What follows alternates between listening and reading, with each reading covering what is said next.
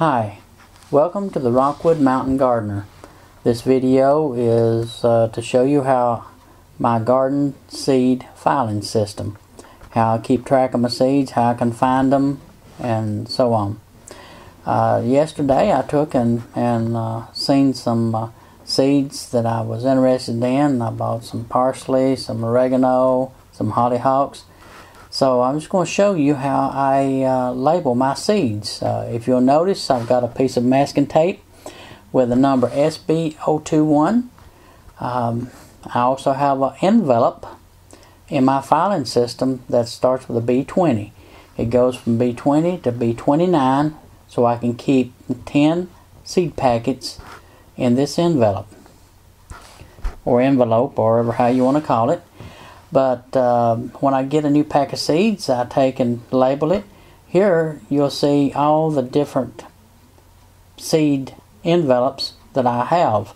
B20, I have a A section, I have a B section, then I just have the regular from 1 to 500 section. Here is on my computer, if you look at the B, the S stands for seed. The B21, it shows the seed, it shows the year, it shows the identification, it shows the variety. Here on the computer system, it shows the cost, the weight, the date that I bought it, the brand of seed, who's the manufacturer, where it came from, and also where I purchased the seed from, which is very important to keep track. Now I also have on my larger packets of seeds, that is a different category. It starts at S300.